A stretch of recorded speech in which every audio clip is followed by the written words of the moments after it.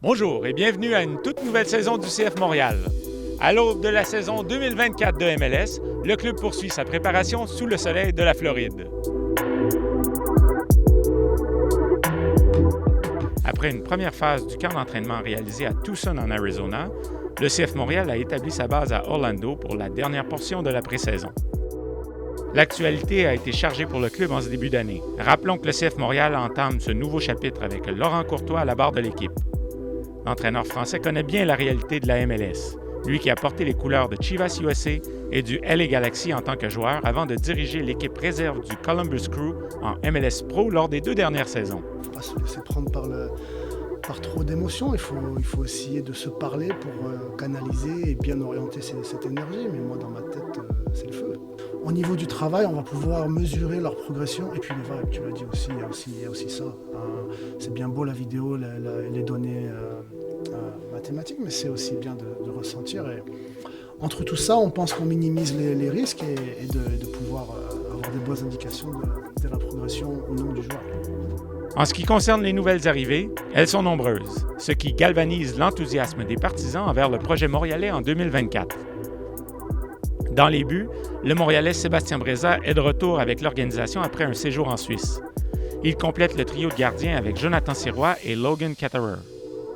La ligne arrière compte sur l'arrivée de l'Uruguayen Joaquín Sosa dans la charnière centrale, tandis que le Canadien Raheem Edwards et le Brésilien Ruan font figure de renfort sur les flancs gauche et droit de l'équipe. Au milieu de terrain, on surveillera avec attention Dominik Yankov.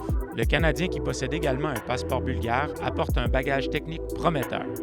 On misera assurément sur sa capacité à déséquilibrer les défenses adverses. Et finalement, la pointe de l'attaque montréalaise compte sur 2 nouveaux visages dont les annoncés ont été remarqués. Dans un premier temps, l'Uruguayen Matías Coccaro débarque à Montréal en provenance d'Huracan, club du championnat argentin. Le numéro 9 moustachu porte le surnom de Zorro et se fait déjà remarquer par son énergie contagieuse sur le terrain.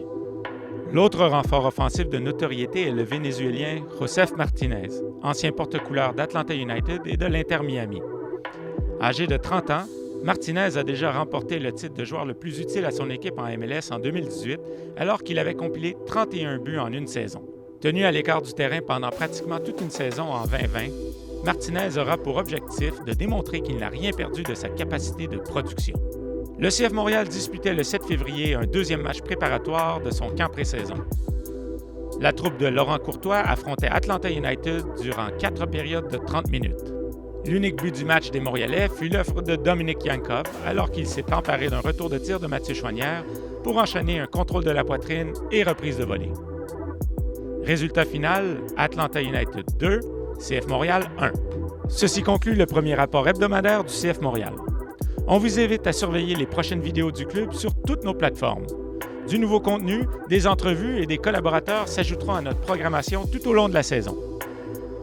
La saison 2024 du CF Montréal s'amorcera le 24 février à Orlando, en direct du Inter & Co Stadium. Suivez le match sur MLS Season Pass.